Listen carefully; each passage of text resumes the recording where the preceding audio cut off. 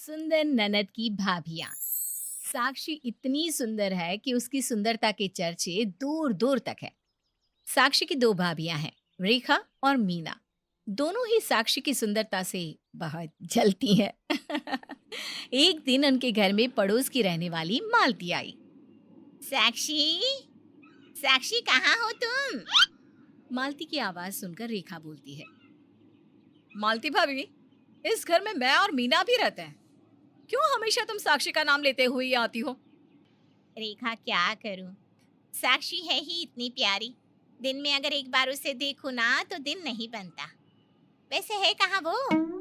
इतने में साक्षी वहां आकर कहती है, अरे मालती भाभी, यहाँ हूँ मैं। लो देख लो मेरा चेहरा, आपका दिन बन जाएगा ना अब। हर बार मैं ही तेरे घर आती हूँ, कभी तू भी मेरे घर आ जाया करना। मीना, मैं सच बोल रही हूँ। मेरा बेटा अगर बड़ा होता ना तो मैं साक्षी से ही उसकी शादी करवाती। तो अब करवा दो ना, हमें कोई परेशानी नहीं है। आपका बेटा छोटा है, पहले साक्षी उसे पालेगी, वो बड़ा हो जाएगा तो वो साक्षी को पालेगा। मीना की बात सुनकर सभी हंसने लगे। मालती वहां से चली गई और साक्षी भी अपने कामों में लग गई। तभी मीना ने रेखा से कहा, रेखा, साक्षी में सबको क्या नजर आता है? फालतू में लोग इसकी तारीफ करते हैं। हाँ, आंखें देखिए इसकी, गाड़ी की हेडलाइट की तरह लगती है। पता नहीं लोगों को क्या पसंद आता है इसमें। हमारी तरफ तो कोई ध्यान ही नहीं देता, सब इसी का गुणगान करते रहते हैं। मीना, अब ना इस साक्षी की बच्ची को सबक सिखाना ही पड़ेगा, नहीं तो हमारी तो कोई इज्जत ही नहीं करेगा। ठीक कह रही हो तुम, हमें कुछ करना ही पड़ेगा। अब मीना और रेखा ने साक्षी को परेशान करना शुरू कर दिया। एक दिन साक्षी मार्केट जाने के लिए तैयार हो रही थी, तभी उसके कमरे में रेखा आई और उसका पर्स चुरा कर ले गई। साक्षी ने पर्स बहुत ढूंढा लेकिन उसे कहीं नहीं मिला, तो वो बिना पर्स के ही मार्केट चली गई। उसके जाने के बाद रेखा कहती है, मीना, इसे मार्केट जाना था, ये तो बिना पर्स के ही चली गई। हाँ, बात तो मेरी भी समझ में नहीं आई। ये बिना पैसों की खरीदारी कैसे करेगी? अच्छा है ना बिना पर्स के चली गई। हाँ, मजा आएगा जब दुकान पर इसकी इंसल्ट होगी। थोड़ी देर बाद साक्षी हाथों में खूब सारा सामान लिए आ रही होती है। दोनों भाभियां उसे देखकर बहुत हैरान हो जाती हैं। मीना कहती है, देखा, जो मैं देख रही हूँ क्या तू भी वही देख रही है? हाँ मीना, मैं भी वही देख रही हूँ। ये बिना पर्स के सामान कहाँ से ले आई? दाल में कुछ काला जरूर है। तुम रुको, मैं पूछती हूँ आखिर माजरा क्या है। रेखा साक्षी के पास जाकर पूछती है, साक्षी, मैं तुम्हारे कमरे की सफाई कर रही थी, मुझे तुम्हारा पर्स मिला। तुम बिना पर्स के मार्केट कैसे चली गई और इतना सारा सामान कैसे ले आई? भाभी, कैशलेस का जमाना है, आप इतना क्यों सोच रही हो? मेरा मोबाइल तो मेरे पास ही था ना, बस कर ली मैंने अपने फोन से शॉपिंग। साक्षी की बात सुनकर दोनों भाभियां अपना सा मुंह लेके रह गई। इसी तरह एक दिन साक्षी अपने लिए नया सूट लेकर आई। रेखा ने मौका पाकर उसकी चुन्नी जला दी। साक्षी को ये बात पता नहीं थी। अगले दिन साक्षी ने वही सूट पहन लिया। तभी मीना ने उससे पूछा, साक्षी, ये सूट तो बहुत अच्छा लग रहा है, कहाँ से खरीदा? ये सूट ना मैं कल ही लाई थी शॉपिंग मॉल से, लेकिन इसकी चुन्नी जल गई थी।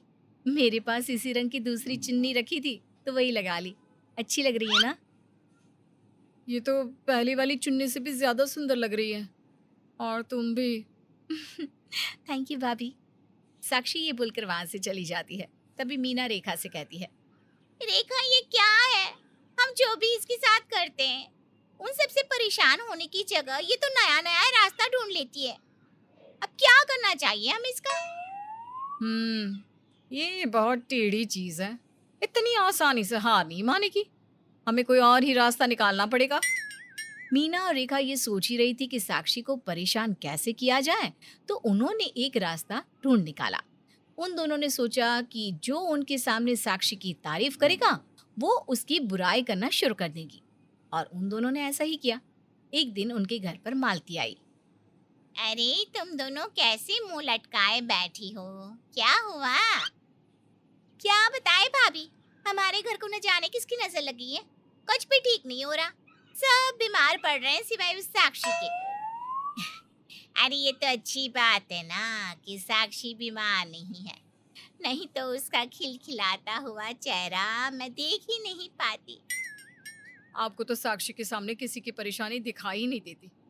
आपको पता है सब लोग बीमार हैं, फिर साक्षी बीमार क्यों नहीं है? अरे तुम दोनों जलेबी की तरह गोल गोल बातें मत घुमाओ, साफ साफ बताओ बात क्या है।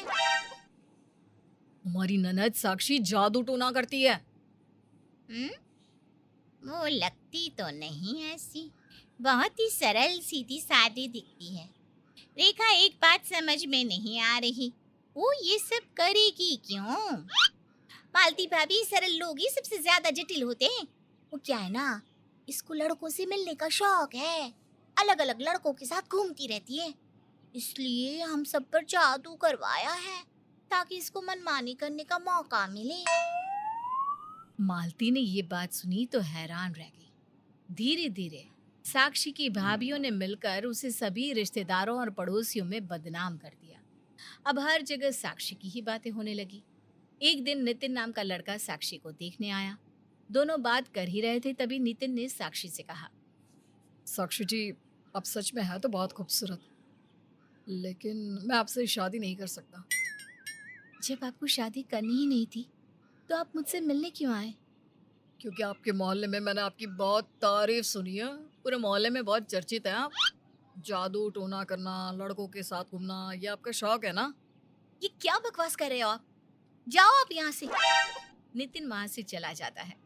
अब साक्षी को जो भी लड़का देखने आता उसे साक्षी के जादू टोने वाली बात पता चल जाती और वो शादी से मना कर देता। ये बात साक्षी की बर्दाश्त से बाहर हो जाती है और वो अपनी भाभीियों को सबक सिखाने की ठान लेती है। एक दिन मालती भाभी के साथ पड़ोस की कुछ औरतें आती हैं।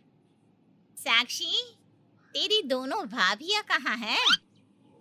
दोनों भाभी रेखा भाभी के कमरे में ही हैं।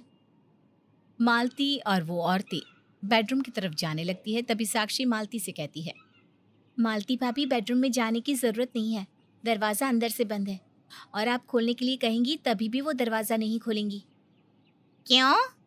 वो क्या है ना, रेखा भाभी और मीना भाभी शादी से पहले एक दूसरे को प्यार करती थी, इसलिए उन्होंने मेरे भाइयों से शादी की ताकि उन्हें एक साथ रहने का मौका मिले और उनके मन में जो आए वो वही कर सके। मालती और सभी औरतें ये बात सुनकर हैरान हो गई। तभी मालती ने कहा, साक्षी, ये क्या बोल रही है तू? ऐसा कैसे हो सकता है? कलयुग है भाभी, कुछ भी हो सकता है। उसके बाद साक्षी सभी औरतों को रेखा और मीना के कुछ फोटोज दिखाती है जो उसने चालाकी से खींच लिए थे। उन फोटो में ऐसा लग रहा था कि दोनों इंटीमेट है। साक्षी ने वो फोटो मोहल्ले की सभी औरतों को दे दिए। अब थोड़े ही दिनों में मीना और रेखा के चर्चे सारे मोहल्ले में होने लगे। उन दोनों की फोटो सभी जगह वायरल होने लगी। कुछ दिनों बाद मीना और रेखा के कानों तक भी ये बात पहुंच गई। रेखा, ये देखो मेरे फोन पर क्या आया है। हम दोनों के प्यार के अफसाने सोशल साइट्स पर घूम रहे हैं। लेकिन ये कैसे हो सकता है? छी, तुम और मैं एक साथ, सोचने में भी अजीब लग रहा है। रेखा, जो मैं सोचने में अजीब लग रहा है वो सारी दुनिया सच मान रही है। पर ये सब हुआ कैसे? ये फोटो ली किसने? मुझे तो ये सब साक्षी की हरकत लग रही है, उसी ने सब कुछ किया है। दोनों भाभी इस बारे में साक्षी से बात करती है। साक्षी उन्हें सब कुछ सच सच बता देती है और कहती है, ये सब मैंने जानबूझकर नहीं किया, आप दोनों ने मजबूर किया है मुझे। पहले तो आप दोनों सिर्फ मेरा सामान चुराती थी, मेरे कपड़े खराब करती थी, लेकिन मैंने आप दोनों से कभी कुछ नहीं कहा। बाद में आप दोनों इतना गिर गई कि मेरा कैरेक्टर भी खराब करने पर तुल गई। क्यों भाभी, क्यों किया आपने ऐसा? क्या मेरी सुंदरता इतनी चुप गई आपको कि आप इस हद तक गिर गई? साक्षी की बात सुनकर दोनों भाभियां हैरान हो जाती हैं। वो उससे माफी मांगती है और धीरे धीरे सभी पड़ोसियों और रिश्तेदारों को भी सच्चाई बता देती है कि साक्षी ना तो कोई जादू करती है और ना ही किसी लड़के के साथ उसका कोई चक्कर है।